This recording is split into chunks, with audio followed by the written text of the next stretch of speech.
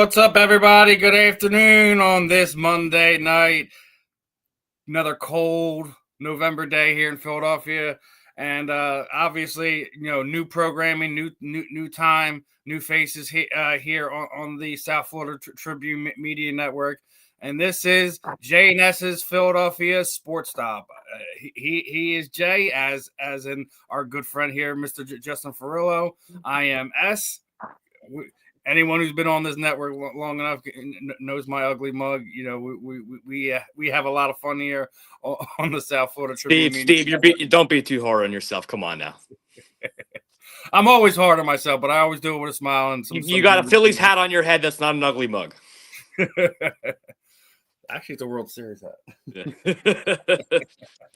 but thanks for having me. Thanks for having me, guys. Listen, your work speaks for itself. You're one of the better Philadelphia, Eagles, particularly content creators out there.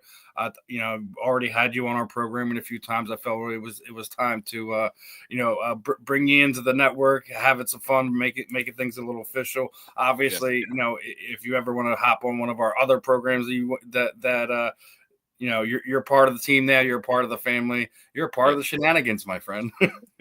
Oh, geez. What do I got to do for my initiation? I'm scared. That'll probably be when if you ever come on. If you ever come on Tuesday nights for Inside the Pigskin, it's nuts. Okay. I'll keep that in mind. I'll check my schedule, Steve, on that one. That one, it's normally what? It's Scott, Candy, Shanahan's on it. Oh, cool. We have Tom Shanahan. He's a writer, author.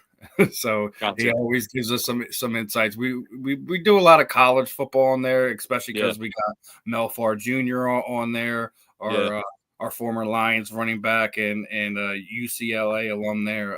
We have Marvin Powell on there, obviously.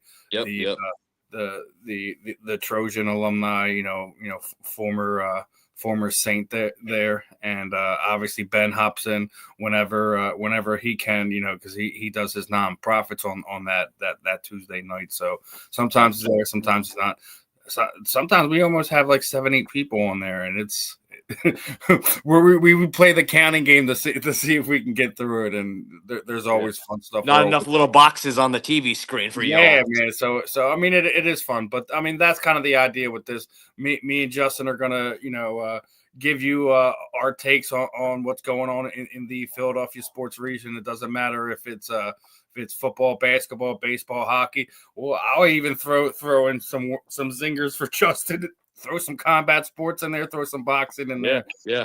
The Sweet Science is no stranger to the Philadelphia area, so we're gonna do whatever. I mean, even and Justin does a lot of stuff. He goes to a lot of the events in the area as well. So he will also be our guide into some of the stuff going on in the area that letting the people know, like, hey, said players having a fundraiser, doing this, that, and the third. He's always there 9 times out of 10. So. I thought it was a good idea to have us collab. I'm really looking forward to seeing how this program continues to grow, fits into the family over here at the South Florida Tribune Media Network. But let's kind of kick the tires and light the fire, so to speak. We got a lot of stuff to go on. Obviously, fun stuff. Me and you were talking about how big of a game that it was going to be Sunday night. We are now officially 3-0 against that really, really tough NFC North. Yep, we only got one more to go to sweep that out. I thought it was funny. I don't know if you've seen it. Did you see that the Bears were kind of being our brothers in arms, so to speak? Well, it's funny. Yeah, I did see that, Steve, because we beat everybody in their division and they beat everybody in our division. And it's funny because we're going to play the Bears actually in a few weeks on Black Friday. It's just kind of funny, but we've created this alliance together out of nowhere. Where I appreciate you, Bears. Thank you. Yeah, they love us now, but in about 2 weeks, they're gonna hate us again. yeah, because they ain't winning that game. Let's start right there. They're not. I'm gonna kick it off with this, man. That defense getting getting Jalen Phillips is I think is going to be one of Howie's better moves. I know we're only 2 games in, but just seeing what he did to Panay Sewell last night, give that man his contract. Get him a 2-year, 3-year deal, whatever. He's still a young kid. Hopefully, we can keep him healthy. But getting Nolan Smith back, getting Brandon Graham back. Jalix Hunt has been a possessed man the last 3 weeks. So he's like the most underrated player in the NFL, in my opinion. I mean, Jalix Hunt is balling this year.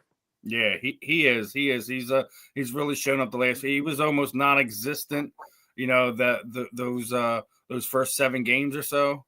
Yeah. But he's starting to kind of find his own. And he was basically a guy that was just, a situational pass rusher last season. Right. He, with the injuries, the retirements, Sweaty signing out there in Arizona.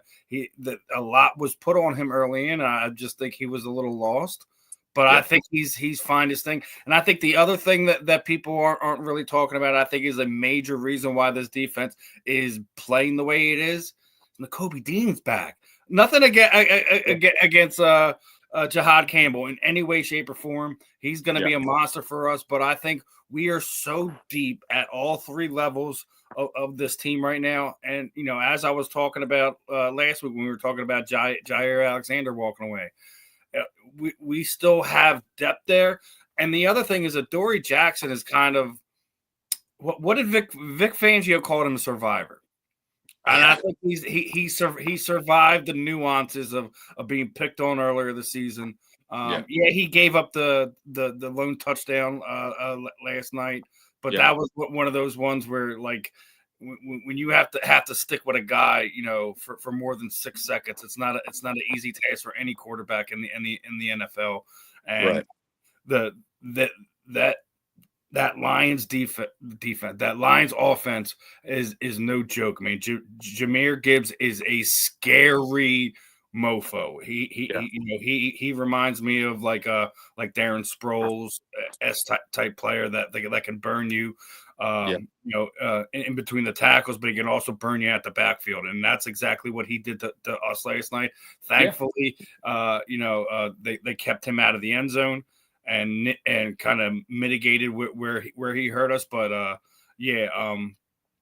having Dean back there, having that championship defense, that's all you can really say about what we've seen the last 2 weeks. And the graphic speaks for itself. Allowing basically 16 points to 2 of the better teams in the NFC North is not anything. It's funny, Steve. Remember before this stretch how everyone was like, "Oh, they could go 0-2, or they're probably going to split. They're going to go 1-1," and all the pundits were saying this and they were saying that. But it's like everybody. Remember when they said at the beginning of the season we were going to go 1-3? Remember that, right? Yeah. I mean, there you go. Yeah, that's Philadelphia for you. But I mean, everybody thinks they can beat the Eagles until it's time to beat the Eagles. You know what I mean? And then when it's actually time to beat the Eagles, they fold. You name the team. I mean, obviously we had a few losses this year, but like the Rams are supposed to beat us, right? And they almost did, but they didn't. Okay. The Lions are supposed to beat us. We were supposed to face them all last year. We never did. But hey, we faced them last night. Didn't happen. We beat the Packers. We beat the Kansas City Chiefs again. We beat Tampa Bay. I mean, all these teams that are supposed to beat us, we beat. Case closed. Absolutely. But I mean, it's this defense is really carrying us, and everyone's sitting there say I think every year, regardless if you're a championship caliber team or not, like every year you redefine what is the main characteristic of your team. And this is a defensive team right now. Let's be fair. I mean, obviously you have all those big names there on offense, but that defense is playing lights out. Jordan Davis is really coming into his own as a professional football player. 3 batted passes. He was had some big stops in the run game as well. He's really stepped it up this season. And Jalen Carter probably played his best game of the season last night against the Detroit Lions as well. So I mean, listen, it was a good night for the defense. we will address the offense. Fans, do not worry about that. I got plenty of venom for. There's not a whole lot to address, man. What are you talking about? But before I get into that, I'm going to address the elephant in the room first and foremost, right? Obviously, ended in a way that no one wants it to end. Like fan, player, whatever. You don't want it to end on a questionable flag. Correct. In my opinion, that flag was a makeup for some of the stuff that happened to us earlier in the game. I don't agree with that. I do think it was a little ticky. He grabbed his arm. The end. Yeah. You could have called you, but that's not something you typically call in that spot because you let him play through it. So I get why. Look, I agree with you. It worked out for us, but I agree. And it's something we've talked about on this platform before. Like when I was talking to Marvin about it, when we talked about some of the stuff a few weeks ago, we've all been on the other end of it. We've been on it where it burns us. We've been on it where it benefits us, and it's just something you're going to have to deal with. There's a lot of stuff that goes on that calls, and I've been very, very tough on all of the umpires, referees, etc. Through all the sports right now. I think the NBA referees have always been consistently terrible. I think Major League Baseball umpires are probably gonna be happy they don't have to deal with angry hitters and managers when it comes to the ABS system is going to be implemented next season. So it's there's a lot to be said, and I think Adam Thielen said it this week. He said that a lot of the referees are fanboys. They're not full-time guys. They want to take pictures with the players and do this.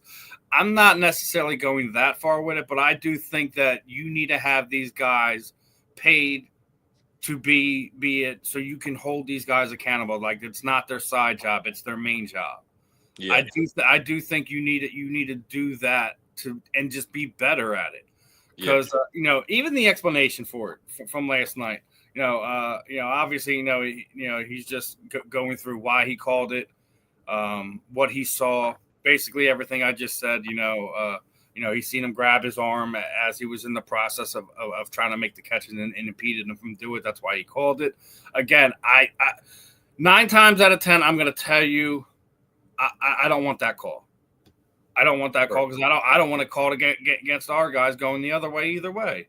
It's very ticky-tacky. Yeah, very ticky-tacky. But there's a couple. I think it's funny. Everyone's talking about this, right? Everyone's talking about the play at the end of the game.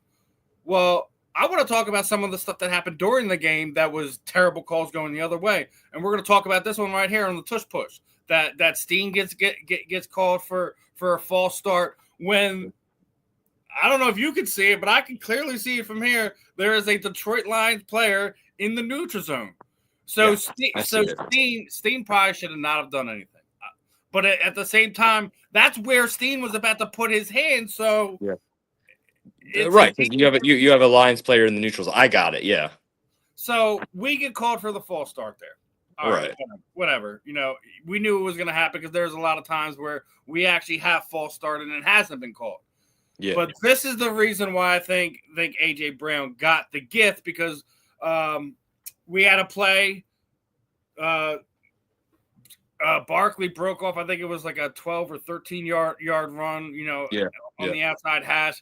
Then I see a flag coming. I thought it was holding, but then I see we get called for low block where basically, A.J. Brown stumbles, falls, hits the Lions defender low, gets called for a penalty that should have never been called. Let's be honest. And like I said, I thought the officiating was terrible on all ends last night. And we've had a couple of games like that this season too. It's not just been this game, I feel like. And it's not just those ones. Like it's not just the tush push play. Some of the taunting calls that have been called either for us or against us, or it's been absolutely terrible. Yeah. And none of them were actually so soft. Yeah, so soft. The no fun league, whatever you want to call it.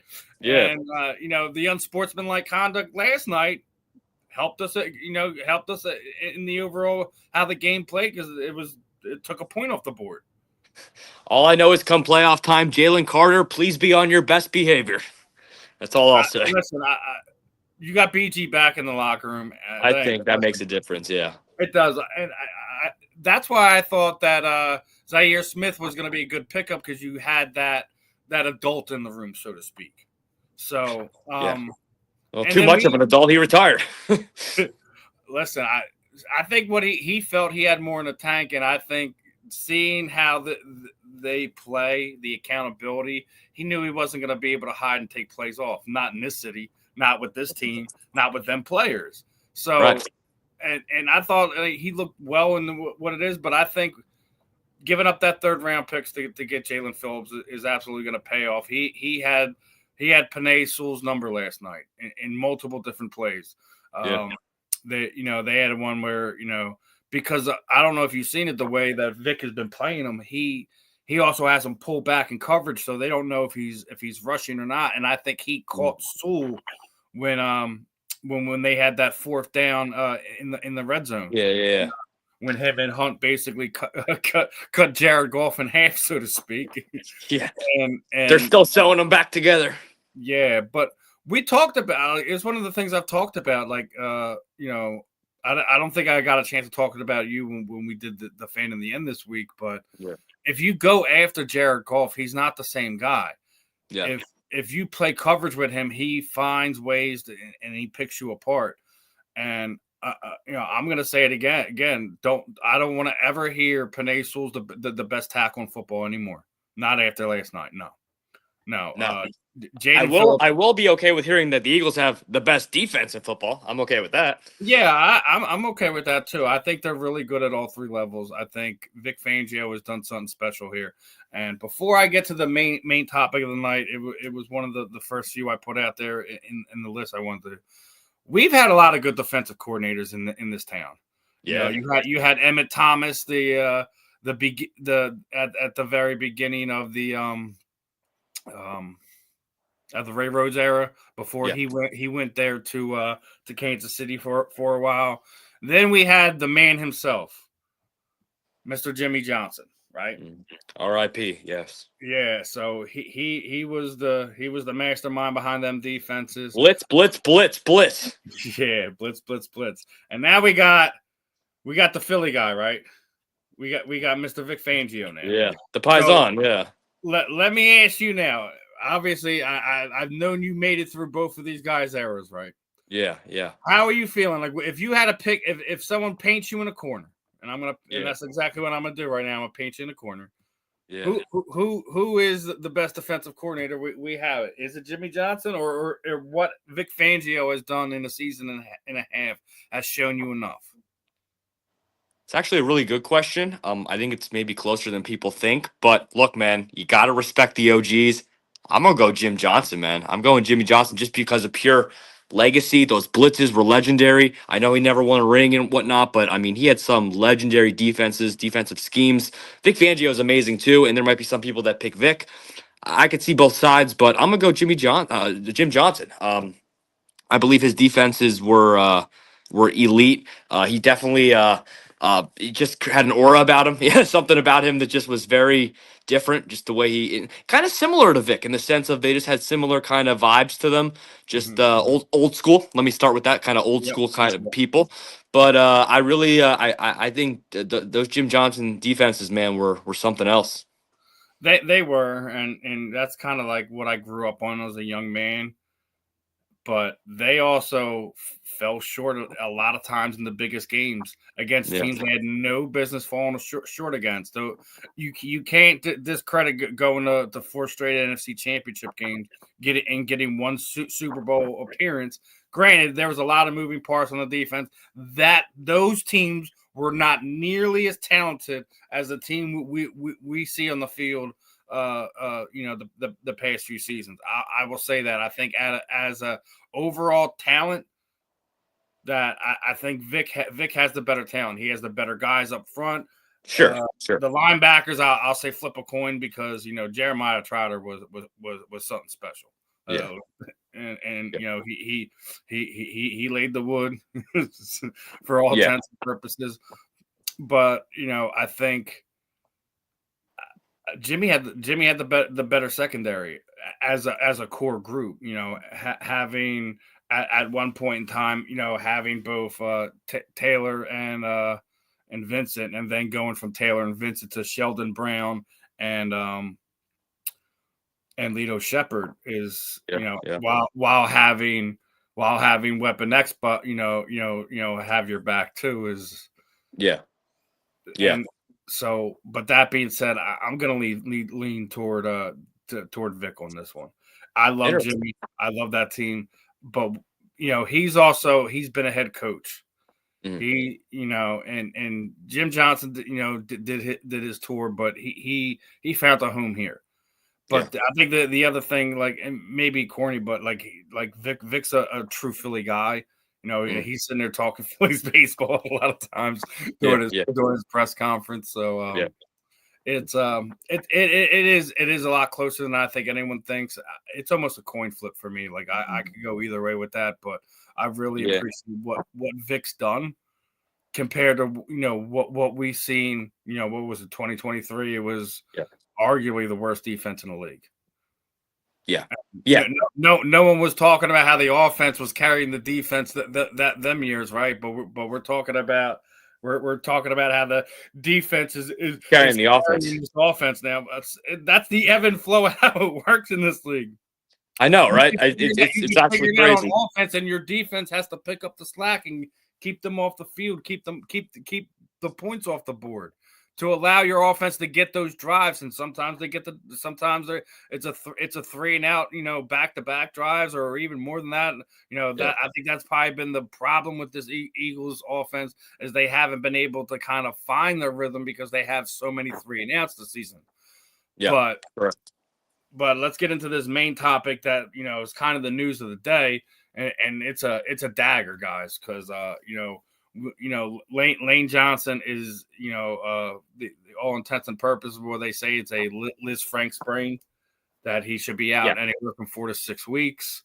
That's going to be a rough one. He I don't care what anyone says. He's been the best right tackle in football for almost the better part of the last 8 years. Oh man, this is not going to help our offense, and we need every amount of help he can get. I know, and I think the other thing is I didn't pull it up because it's a disparaging number, but go look at how the Eagles play with Lane in the lineup, and go look how he plays. I was just about to say that. You beat me to the punch. I said, like, I don't know if you have the numbers in front of you or not, but go get a statistician. Go look up the numbers. Like, the Eagles are like blank and blank with Lane. Yeah, it's not good. I know, and then they're like blank and blank when he's not playing, and you're right, it's not good. It's not good at all, and he's getting, from what I'm being told, he's getting a second opinion. But the fact I hope it's closer to 4 weeks than 6. Tried to come out there and play with having that injury and all that. I'll just say it again. I said it last week. He's so goddamn tough, man. Yeah. Well, hey, man, I hope it's not the difference between the number 1 seed and just winning the division, for still having to play in the wild card. Like, I don't want to go from 1 to 4 or 1 to 3, whatever. Yeah. So, because the stats show you that Lane Johnson would do that, because when he's not in there, you lose more games than than the norm. Now, again, we were just talking about those trades for, you have the magician, Mr. Harry Roseman, seeing what's in the tea leaves, thrown away. I think it was a 7th round pick to bring Fred Johnson back, and thankfully he's here, because I can't imagine what would be going on if he wasn't. Obviously, it's a staunch step down from what Lane Johnson is, but I think he's more than serviceable. But this injury will absolutely continue to affect what is the lack of a better term, a sputtering offense. I know a lot of people want to point fingers at this and that, and we'll get to that in a minute. But this injury specifically, and I think the big difference from this year to last year isn't just like injuries. It's just the overall effectiveness when they're in there. You see Landon Dickerson, not blowing off the ball like he normally does. Obviously, right. Kane Jurgens had surgery on his back during the offseason. Yeah. No, isn't right in my opinion. And obviously, was taken out at a point in time Sunday night, and Toth was sent back in there. Another reason why I think that the tush push effectiveness was null and void last night. So I think it does. This is going to affect, at the very least, the running game is still going to continue to suffer. But I think that at this point in time, Jalen Hurts, Nick Sirianni, and Kevin Fiorillo need to sit down and figure out a way to be better. Not let these injuries on the front, the inconsistency in play from your offensive line. Obviously, they're not the best offensive line in football like they were last year. I don't even think I'd put them in the top 10 this year. Regardless if you still have Jordan Mailata and Landon Dickerson out there. They're not playing like it. They're not playing like it. They're not. And Chris Collinsworth was talking about it yesterday that Jordan Mailata was the number 1 overall PPF player in football last year. He ain't playing like it this year. Stupid penalties. Releasing off of a block too early where guy makes a play on Jalen. He has to throw the ball away. Takes a hit that he doesn't need to be. Things of that nature. He's not playing like he was last year. And listen, you're not always going to get the same performance out of it, but this injury is going to affect them. I think some of those games where you might have W's, you might see L's. As long as we don't accrue more than 2 more losses over the next month and a half, I think that they'll be all right. But I mean, there is no margin for error right now. The Rams are firing on all cylinders. They're they got 12 of them right now. we're running on 8 and it's running like crap. So if you fall off a little bit, it's gonna hurt. Yeah, you're right. And the NFC is so deep too; it's loaded. So it's like even if we beat all these teams in the NFC and we know we're better than all of them, if just like the wins and losses don't match up and the math doesn't work out, and the math doesn't math, and we lose a game more than we should on the way out, like we're not going to get that number 1 seed. We're not going to be where we want to be, and that's not our goal. Is just obvious. We have an obvious goal right now. Is just the 1 seed, get the home field, path through Philly, make a run again. Take it one game at a time. But that's our obvious goal is go for that 1 seed. Yeah, I mean let's look at it right now. It's when you look at close. The top of that, it's close. And I'm so shocked the Bears are doing so good, man. I can't believe that. There's only a game. There's only a game separating all of us, basically. Yeah. And I mean, look at that. Look at all the I mean, but besides the Seahawks, like we're facing, like we're gonna face all those teams.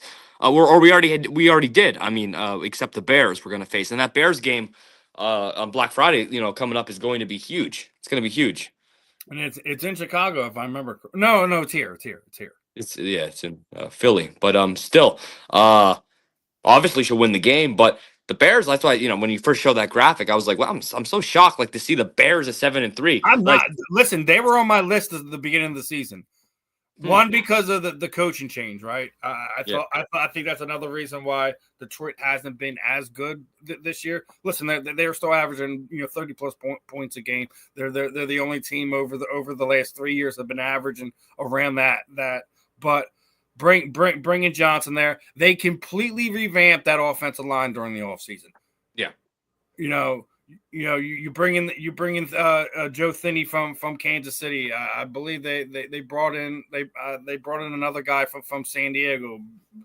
They wound up replacing him with our big guard that took a big contract to go out there in Mekhi Becton. So I'm not surprised, but. The other thing is Chauncey Gardner-Johnson's on that defense too, and he is giving them a real spark over the last few weeks.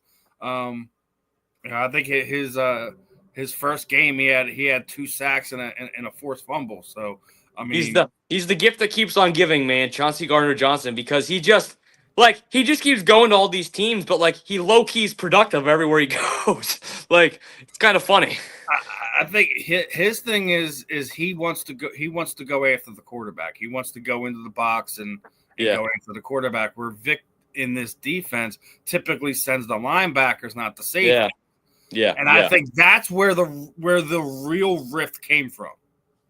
He was saying he was consistently saying some nonsense on social media. Well, so is AJ Brown. Yeah.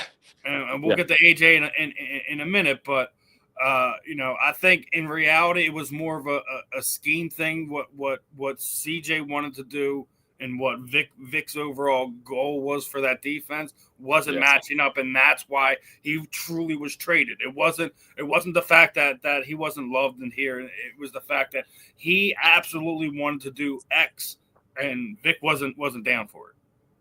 Right. Yeah, and I mean, Vic is Vic, man. He has a system. He does have a system, and I just don't think CJ was fitting it. And CJ had his two best seasons of his career right here in Philadelphia. Yeah. I do think that he will continue to produce and be a big part of that Bears defense. Obviously they're not going to be the monsters of the Midway and repeat what they did in '85 anytime soon. But he gives them a heartbeat on defense where I felt they were heartless the last few years. So I think that revamping the offensive line, Williams is going to be all right there.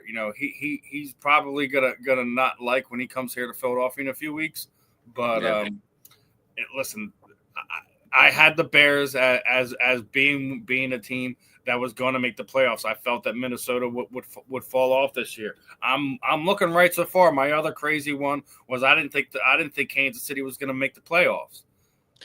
That's looking oddly very right because I mean oddly because that's such a bold prediction. I mean nobody would have really thought that, They didn't do anything in the offseason, dude. They didn't do anything in the offseason to make themselves they did the Phillies approach. We're gonna retain this guy. We'll let this guy they didn't get better on the offensive line. They didn't give Patrick Mahomes any weapons to play with or anything like that. So when you don't do those things, how do you expect and they were playing on borrowed time as it was when you look at how they were winning games last season. They were winning them weird ways, last few minutes of the game, last drive of the game, things like that. You can't do that consistently in the NFL before it gets caught up to you. So correct. We'll see how that eventually plays out, and that's going to go into one of my next points is, as we're talking about this, we've already this offense it's been rough, but a lot of people, from what I heard last night, obviously Derek Gunn and Seth Joyner had a long talk during and after their post-game segment. And from what I'm hearing is that Jalen is kind of – someone's barked the word that the word is in the locker room that this is Carson Wentz 2.0. And that is a hard thing for me to wrap my head around, because I don't know if you've seen some of the interviews that Darren Sproles have done since he retired, and he was begging Carson to hey man, I know Zach's your guy and that he's always who you look for, you're in trouble. Look at the outlet pass. Sometimes it's the easiest throw. You don't have to put yourself in danger. You don't have to be reckless with the ball. I'm going to get us a first down. I'm going to break a few tackles. I'm going to bust one open. And he would just would completely dismiss him. And then we also heard at the end of last week that Carson and AJ went rogue on that the last play of the game. Right. And that they just called their own number. Yeah. And yeah. I would agree with Seth with his assessment of that. And that's a hard thing to believe that Jalen is doing that as a professional, coming from a coach's son, coming from somebody, you want to stay within your thing. Right. I felt that Nick Sirianni put us in a dangerous situation for unneeded reasons multiple times last night. And luckily it did not bite him in the ass because the defense was playing outside their mind. But right. I mean, if I'm going to ask you this, hearing all the noise, obviously we hear a lot more of that in Philadelphia than we do outside of that. But if you're going to sit there and say this is on Jalen or this is on Kevin Patullo / Nick Sirianni, yeah, the deficiencies that we're having right now, is it player, scheme, or coach? What are you feeling? I think it starts with the play calling. I think it starts with Kevin Patullo. I think he is the most to blame. I think that's obviously an obvious answer too. I think you go on social media, you see the hashtag fire KP everywhere and all that, and it's like a freaking movement right now. But I tell you what, though, I think Steve, I think it starts with Kevin Patullo, the play calling, because the proof's in the pudding. I mean, look at the press conference after the game last night from Jalen Hurts, where he's going. I don't. That's a question for KP. And you could just tell by his body demeanor and his language. I'm not making assumptions or nothing, but in my opinion, something's up. Like there's some division going on. So like, here's a theory. I'll throw out conspiracy theories. Maybe the team, AJ Brown, Jalen Hurts, Saquon, they don't like KP or whatever. It's like they all huddle up. They had that players meeting earlier this year. Like it's the elephant in the room. KP is calling bad plays. So like they go out there and like they try to do it and the play calls aren't working. But then like maybe Jalen Hurts is trying to do his own thing. But then it's between Sirianni and Patullo, it's not. They're having backlash from it. I don't know this, but I'm saying like I think it starts with Patullo, but then Hurts has some blame as well. I think if I mean he's been playing really solid for us, but he's not absolved from this. He is the quarterback of the football team. We have to remember that. He is the person who physically gets the ball out of his hand to whoever he wants it to go with his eyes on the field. So I think he's not absolved from this, but it starts with the play calling. Jalen Hurts has a bit to blame at moments, but overall he's been really solid, I think. And Sirianni, I guess, has some, because if Sirianni is this offensive mind, then he should kind of have the power to almost overrule Kevin Patullo. He is still the head football coach, you know? I mean, I know we always like Kevin Patullo, Kevin Patullo, Kevin Patullo, but it's like when you think of the Chiefs, you just think of Andy Reid and Andy Reid schemes, and like he has these offensive coordinators come in and whatnot, but like you don't think so much of it, like we're thinking of an offensive coordinator right now with Patullo. I think it's a little bit of both, kind of like what you said. I think it absolutely Kevin Patullo should not be a play caller. I think he might be one and done as his opportunity as an offensive coordinator. I know people are, bring Brian Daboll in and this, that, and the third. After hearing what he just put Mike Kafka through, I don't think I want him in the building. Yeah. I'm not thinking. I don't think Brian Daboll is the answer. No, but you do need to bring somebody in that maybe he's already had his run in the NFL as a head coach, etc., where he's going to be here for a few years. Because I'm going to pull this graphic up that I'm sure everyone has seen at this point in time. This has been literally the last 9 years of Jalen Hurts' life. He's had a different offensive play caller every season. The only one that he had for more than one season was Shane Steichen.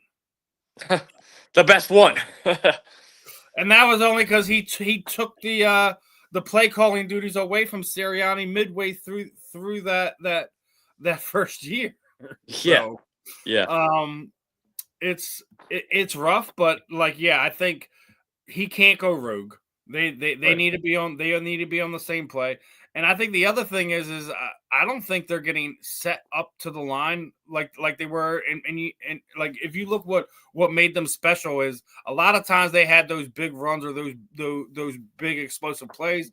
Jalen would see whatever the defense is doing, and he would audible into something, and he would absolutely make them pay for it.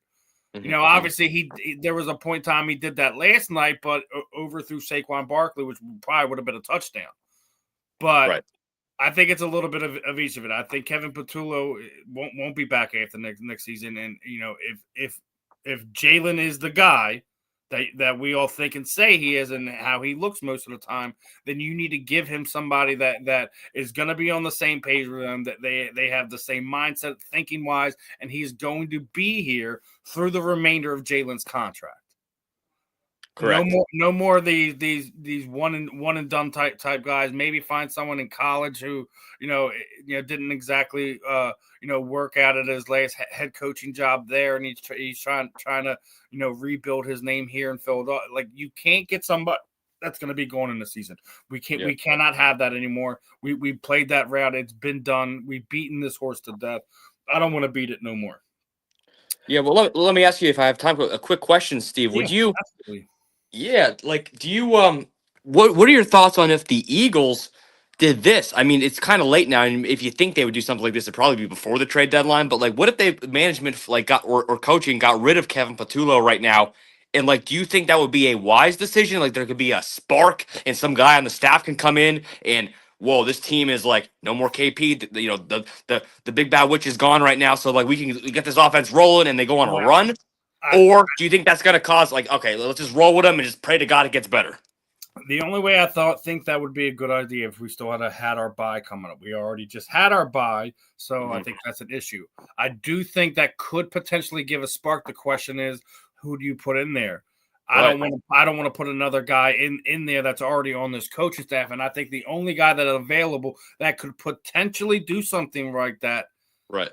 Doug Peterson. He's the only person because he knows the personnel, he knows the language, he knows Jalen, he knows just about 90 to 80% of the guys that are on that offense. So I think that's the only thing that could work in the short term. The only thing. Yeah, and if you're gonna do that, you gotta do it like right now because you'd have to get so many games to get reps in and stuff. So yeah, it's not gonna happen, but it's just kind of a hypothetical. Even if you don't bring him as the full off, like special assistant to the head coach, something like that to get him in the building and help get a spark going. Yes. Like for example, in a mini version, like when we bought Brandon Graham, like look how good the defense has been, right? Yeah. So like we need something like that for the offense. Yeah, I mean, especially with Lane being hurt, you don't know what you're going to get out of Cam Jurgens. Thankfully, Brent Toth has been pretty good when he's at center. In other positions, I don't ever want to see him play guard or tackle ever again in my life. Yeah.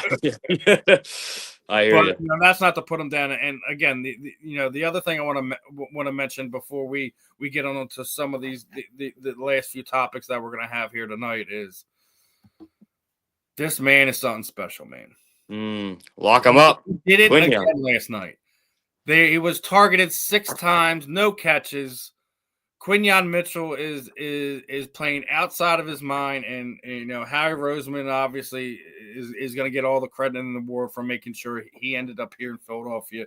No, not a lot of people knew who he was. I know he was big on a lot of the guys who do the film and do the check. We all heard Dan Campbell this week saying that if he would have fell 2 more spots, they would have drafted him down there in Detroit. We got a steal out of Toledo in Quinyon Mitchell, and obviously he's Guantanamo Bay. We're going to see how really we're gonna see this week against Dallas when they got the 2-headed monster over there, wide receiver. Yeah, Pickens and Lamb. And look, I was at the opener this year when we're Eagles fans. We saw how that game played out. CeeDee Lamb catches some of those balls. I mean, that could be a different outcome, Nope. So I think we're gonna have our hands full, and we got to go to Dallas. And look, we have a history of no matter what. This is the NFC East, and it's going to be a blood battle no matter whoever you play in the division, whenever you play them in the division. Mm-hmm. It's gonna be a dogfight, but but we got this. Yeah, I think we do. I think Dallas right now is looking for a better draft capital, and they want the Packers to keep losing as well. But we'll see what's what when they get it. Obviously, Kelly Green's going down there to Dallas to play them. Should be a fun game. Everyone wants to talk about how good Dak Prescott is against us. We'll see what happens Sunday afternoon, but I like our chances going down there. I don't think that Dallas has the swagger they need. Maybe they want to play upsetter and try to knock the champs off. We'll see what happens, but I don't think it's running away. But hopefully, 2 weeks in a row of regressing back into this terribleness, so they'll snap out of it with playing that vaunted Cowboys defense because it's been Swiss cheese this year for them. I'm pretty sure me or you, Steve, could go for like $180 and like 2 TDs against that Cowboys defense. I think they all could eat. It doesn't matter where they go with this. but I think they all could eat. But I want to get into some of these other topics as we got down to like the last 15 minutes or so here. I want to get your thoughts on this one. Obviously, I want to switch it off to some baseball. Okay. Now we have a handful of guys that we need to bring back, right? And there's not that we know our owner wants to kind of shake things up a little bit. I'm gonna say this that people might think I'm crazy, but I think if we're going to prioritize anyone in of our own guys to retain, I'm going with JT Realmuto over Kyle Schwarber because one thing is, granted, you're not going to be able to replace Kyle Schwarber's home runs. Listen, more Schwar bombs. Come on, man. And he is undoubtedly over the last 3 years become a bigger part of this team. Picked up the slack where Bryce has kind of fallen off via injury or inconsistencies or whatever. I get all that, but I've said it on other programs here on the South Florida Tribune, and I'll continue to say it. I think the pitcher-catcher dynamic is the most underrated partnership in all of sports. Don't matter if we're head coach and quarterback. Nope, it's pitcher-catcher. Because the catcher isn't dealing with just one quarterback, is he? He's dealing with 5 starters, sometimes 6, 7 guys out of the bullpen, and playing 162 games a year. Tell me that there's somebody that's more valuable on the market, or somebody that can replace what JT does behind the plate that is inside your own organization. There is nobody, right? So without a doubt, I love Kyle. But I think if it came down that either retaining JT Realmuto or retaining Kyle Schwarber, I think it has to be JT. It absolutely has to be JT Realmuto. I get it. Home runs are sexy. The power is great. We've had power here. Kyle Schwarber just hit 58 home runs, and it didn't mean a damn thing come playoff time. Now, when you look at it, Kyle's going to have a lot of suitors.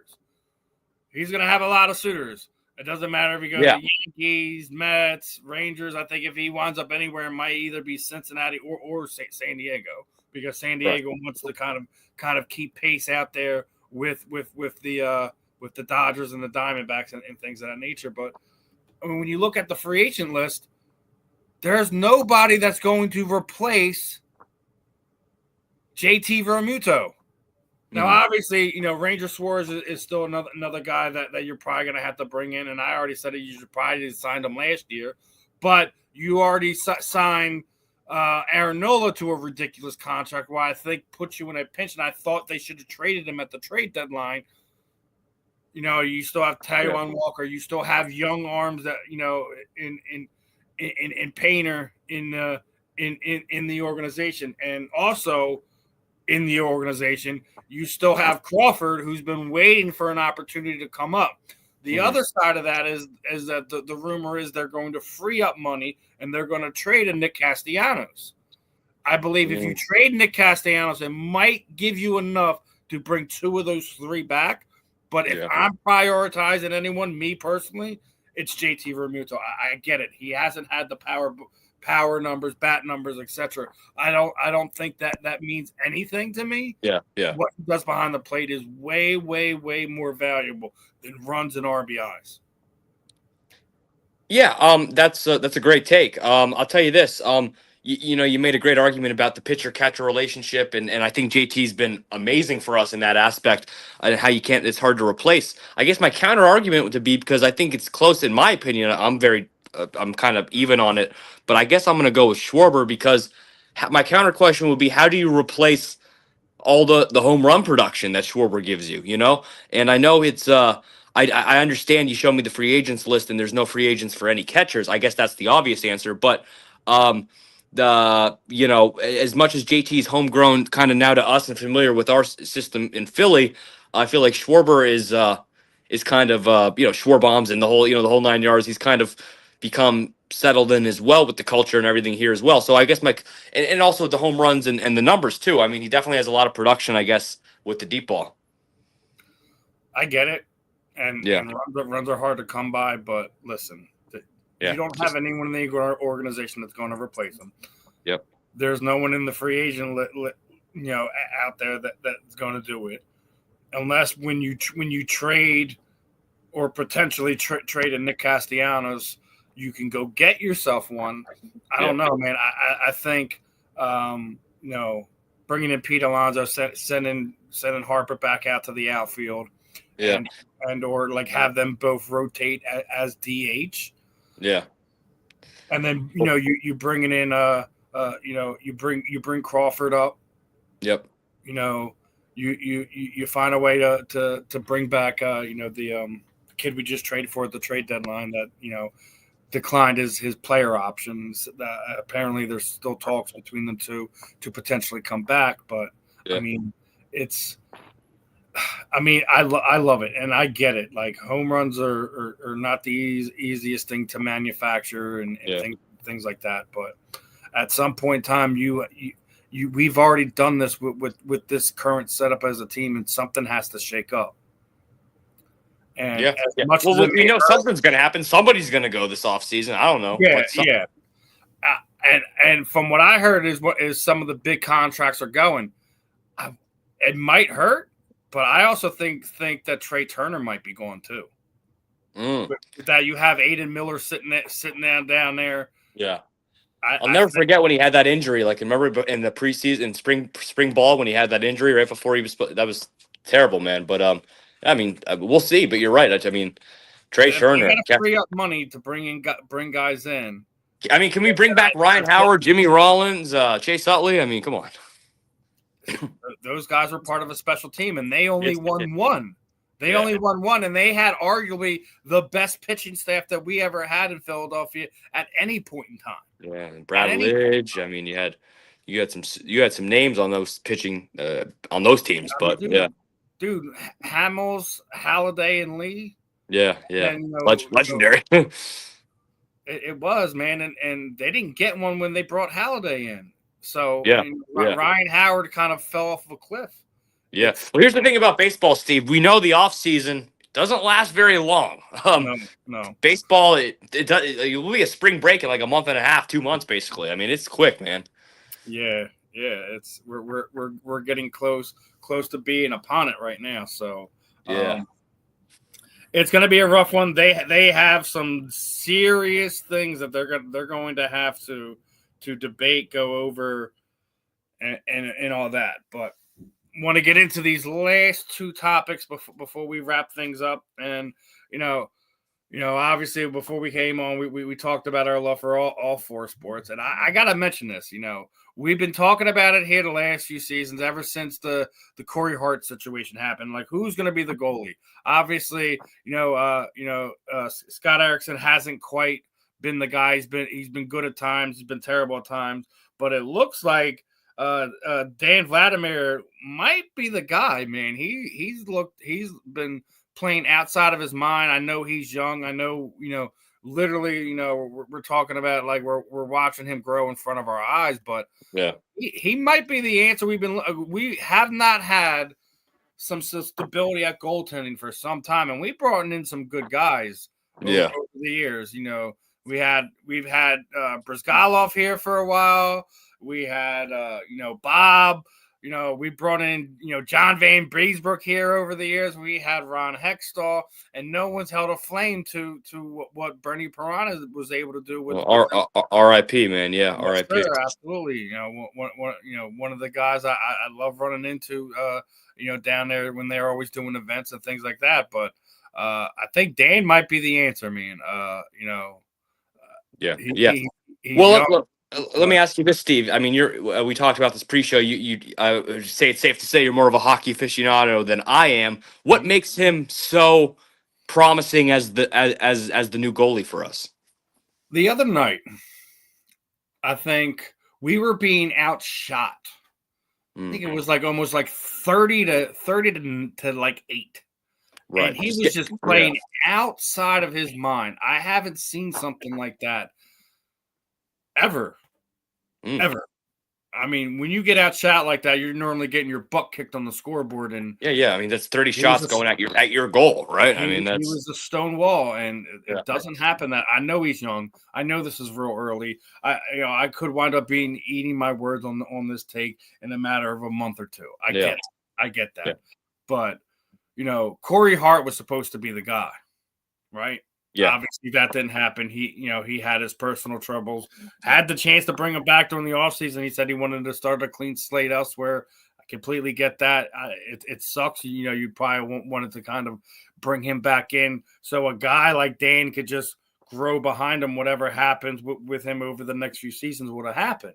Yeah. But goaltending has been a sore spot for the Flyers for more than the past 10 years. So yeah.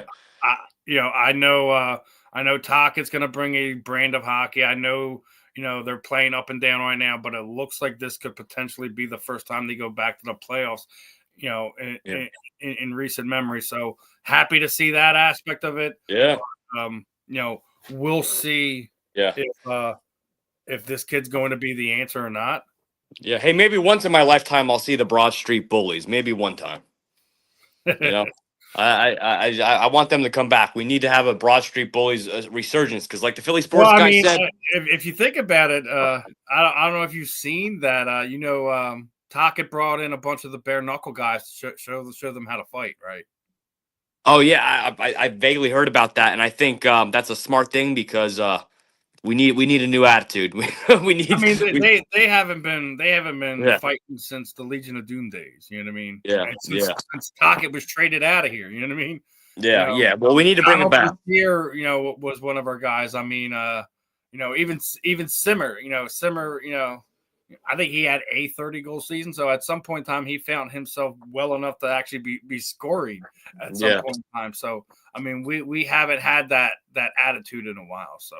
We'll see how it plays out. I think this is a playoff team. We'll see what the hockey gods bring us. I know we're nowhere close to a cup team at any time soon. They're still young. They still got guys developing, but we'll see. Now the last topic is going to be the fun topic. We're gonna poke fun at our larger media members. Now, over the last few weeks, there's been quite a few people that have been throwing barbs at us, and one of them is the king of flip flopping himself, Mr. Cam Newton, because basically he was already on there crying this morning, talking about how terrible a call that was. But that was after he was sitting there on First Take telling us that the Eagles have never seen anything like the Detroit Lions scoring, talking about dropping all these numbers. They've scored 400 points and all this other. That's all well and good. But this is after, he had Jalen on his show, and, he was very cordial to Jalen. And then, over the last few months, he's been sitting there tailing Jalen apart. But then we got this other member of media of the Athletic, Mr. Diana, whatever her name is, she's very Rossini, Diana Rossini, yeah, and she's been coming up with everything under the sun to try to have some type of negative media out there, telling us for the better part of the month that AJ Brown was going to be traded at the trade deadline.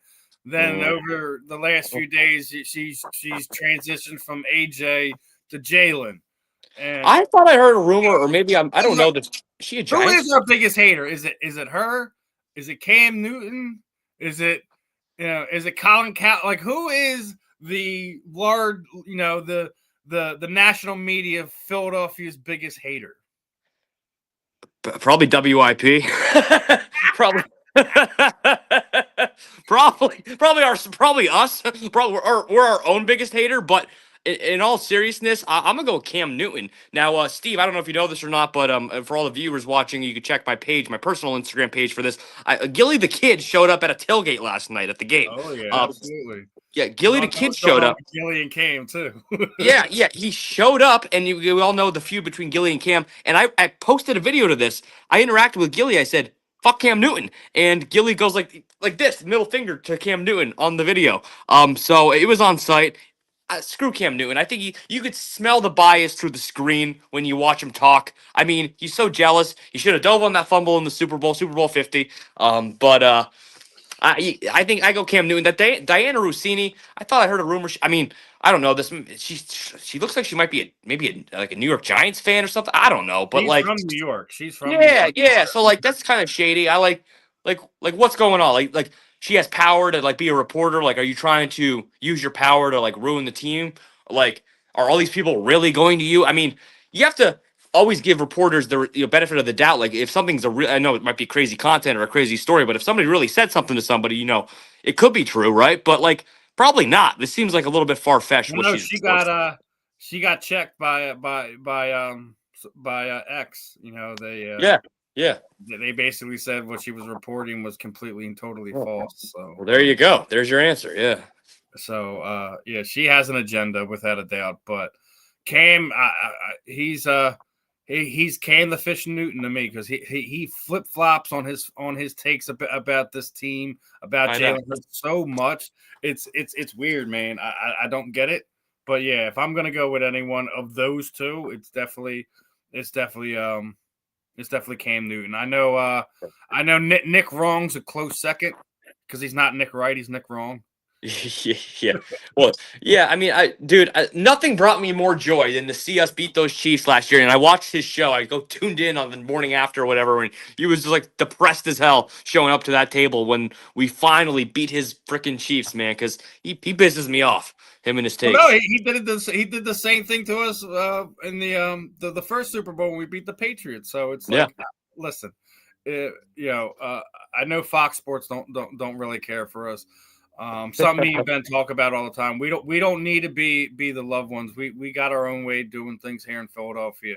But like when y'all manufacture things and y'all do these wild takes and it just comes out of left field and we can smell the bias coming off of you guys. So it's like guys, if you just be authentic about it, because listen, ain't no one going to be harder on our guys than us.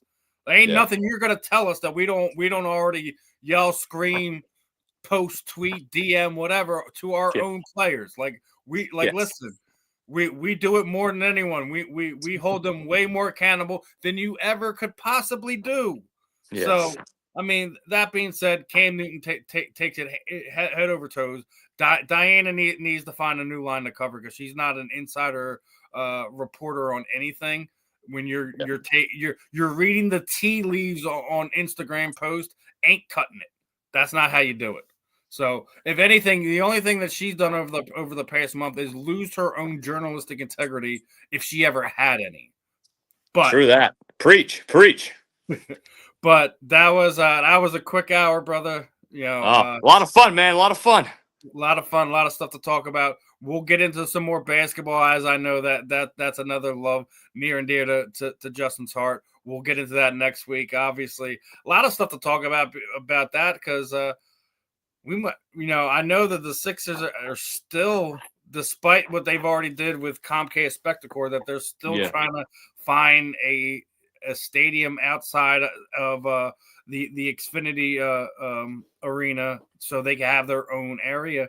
And as long as me and you've been alive, that both the Flyers and Sixers have shared an arena down there in South Philadelphia. Yeah. So, well, how about they spend less time finding a new arena and find more time making the Eastern Conference Finals? Let's start with that. No, not the finals. Winning a championship. Well, yes. But I want them to 1983. Yes, 1983, guys. Yes, but I want them to at least get past where they've never got past in my lifetime, for the most part.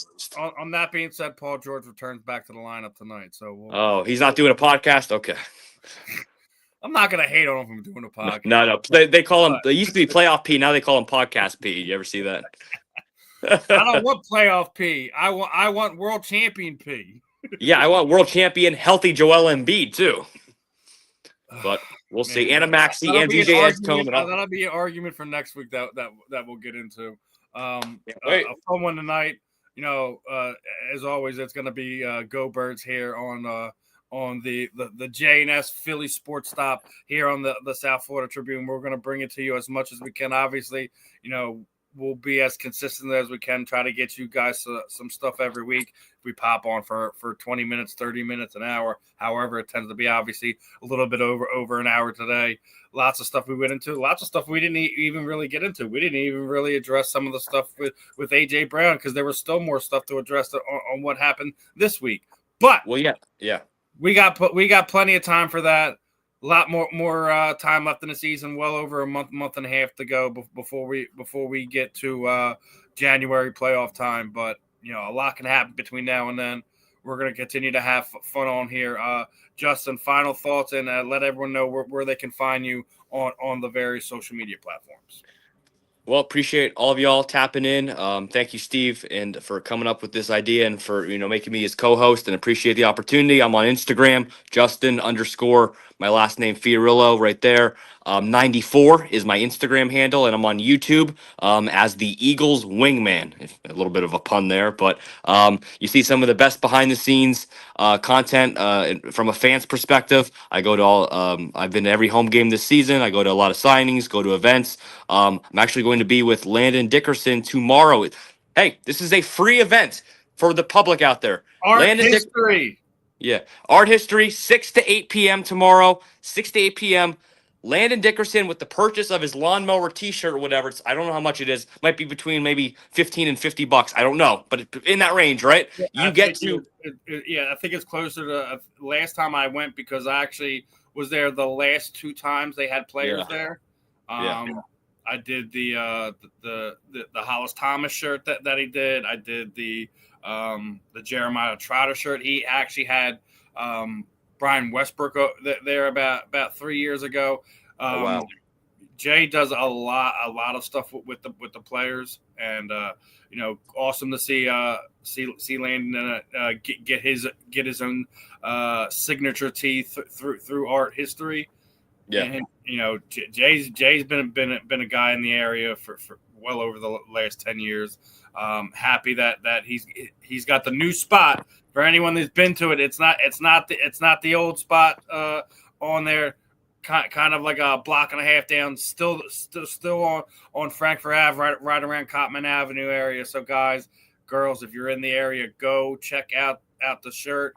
It should be, I believe, anywhere from $30 to $50. Like what there you go. And you get a picture. You get to meet an Eagles player, pretty darn good one too. And that's just to wrap it up. It's kind of what I do on my pages. I go to these signings, events, from a fan's perspective, have some fun and create some content.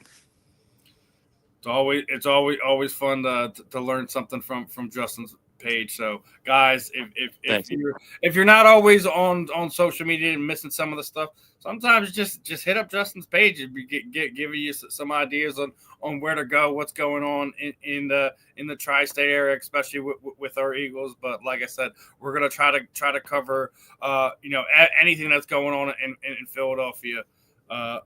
While we're here on the J&S Philadelphia Sports Stop. Yes, it was a fun pilot episode here on the South Florida Tribune Media Network.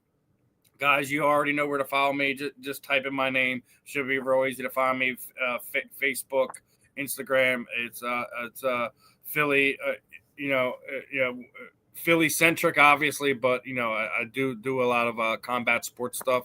We will have an interview around 10:30 tonight with one of our BKFC fighters who fought at Knucklemania this past January, February, and make sure you guys are staying locked in. We're getting closer to 1 million views. I think we're 108K views away from 1 million. When I got here back in May, we only had 64,000 views on our YouTube channel. So we have grown exponentially in less than a year. We're going to continue to do that. We're going to continue to have fun. We're going to continue to give you great content, great interviews. Obviously, the Ricky Waters interview was about a week ago today. That it's aired. We're going to have some fun in the month of December. Both, I think, Vince and Vinny Papali should be joining us at some time in December. That should be fun. I believe Vinny just had a signing two days ago. think he's studied to one of the. So 15th. I actually didn't because I was at my seat inside the stadium. But Vince, I saw on social media was at the game yesterday. He was doing signings in like the alumni pavilion, I think. Yeah. Yeah. But how about that? And that's awesome. You guys, and yeah, I mean, you guys, all the viewers know, or if you don't know, Steve, and when he's with himself or with his colleagues like Ben and whatnot, he gets a lot of big names on his show and whatnot. You get a lot, Ricky Waters, Vince Papali, a lot of fighting names and whatnot. So, keep that up as well. Very engaging, interesting content.